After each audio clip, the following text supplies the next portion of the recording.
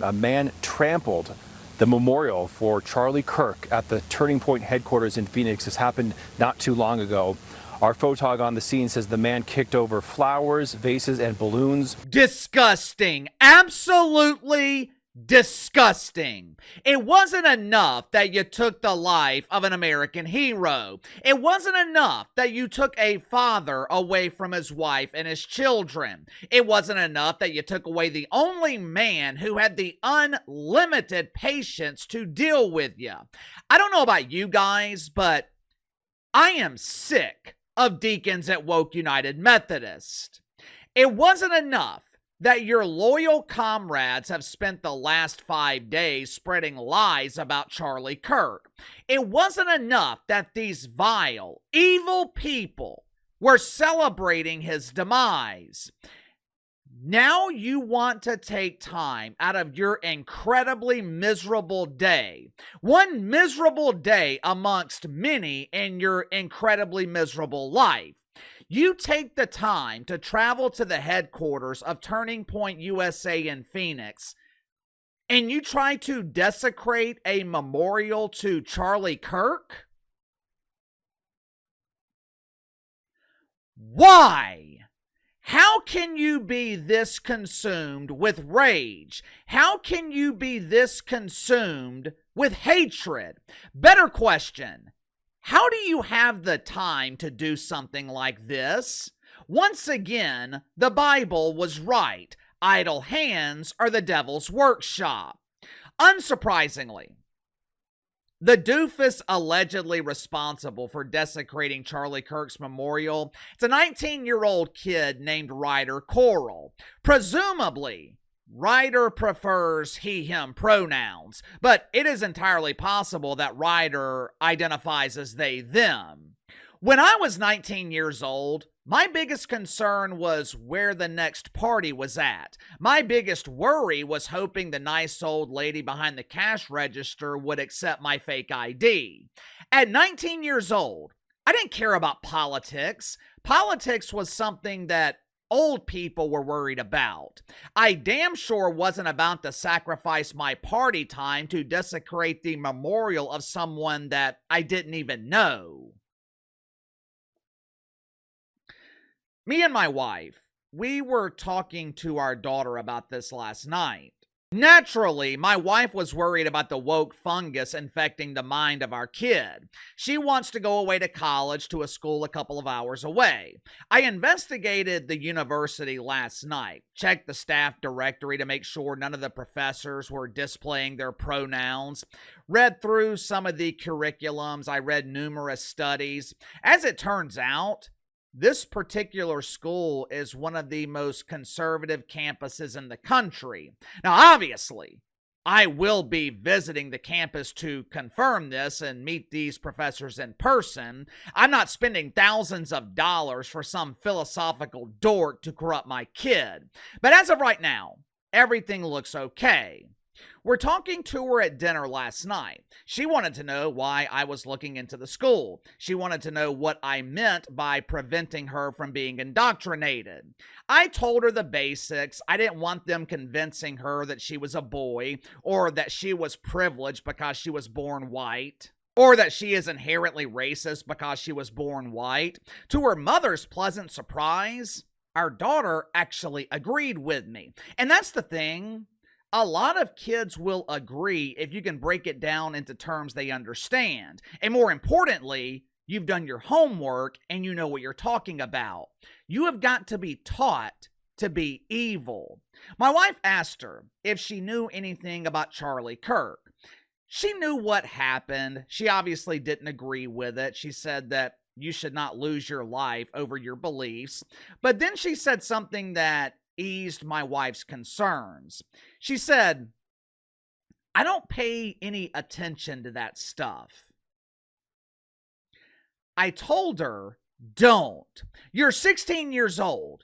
Your job is to be a kid. My job is to give you the opportunity to be a kid. You got the rest of your life to deal with politics. Right now, the only thing you should be doing is playing flag football, playing soccer, band, having fun with your friends, and obviously keeping good grades.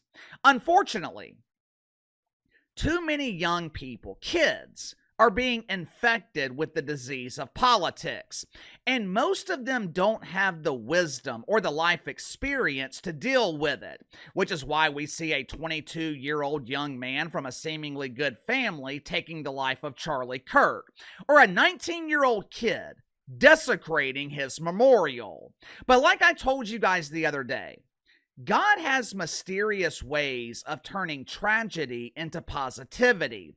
And one positive that's come out of this tragedy with Charlie Kirk, normal people have finally had enough, and more importantly, normal people are finally doing something about it. Make sure to like and subscribe. You can follow me on Twitter at KC_BTL84. So I want to get to the sponsor for today's video, my good friends at Plain Toothbrush. I am notoriously OCD about my teeth. Never had a cavity. I go to the dentist every 3 months, whether I need to or not. But as I've gotten older, my dentist has told me that my gum lines are starting to erode.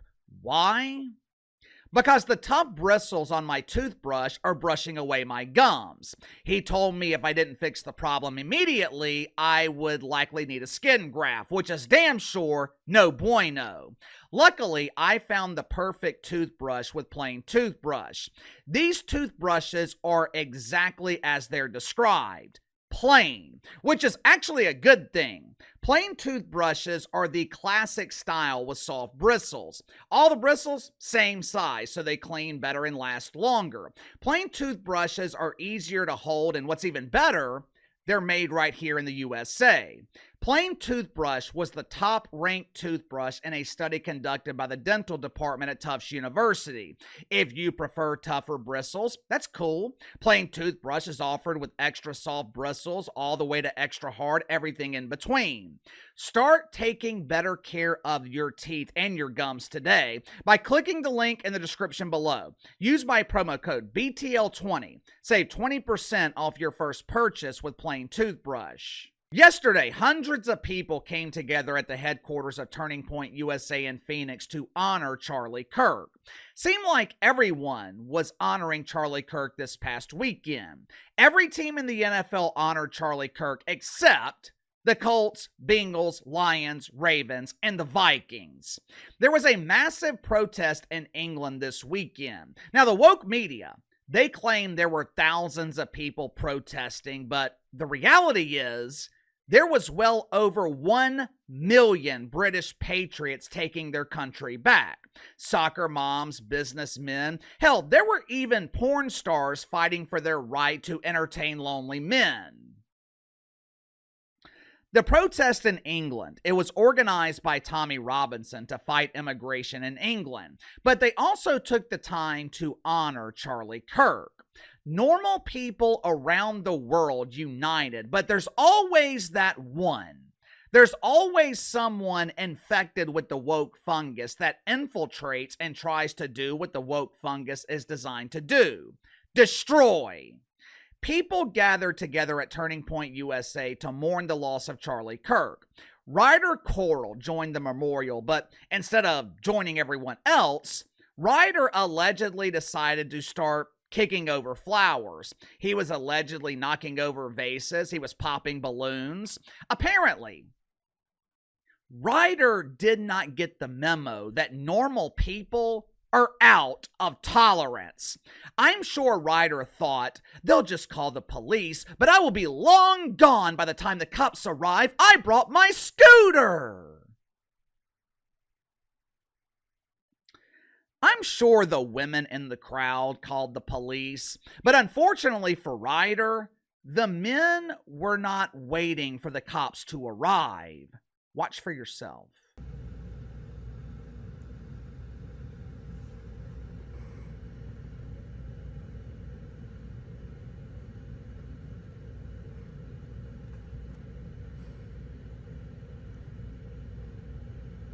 Did you notice that they did not attack the kid? They didn't jump on him. This wasn't a 4-on-1 situation. These men simply restrained Ryder Corral and waited for the cops to arrive to take him to jail.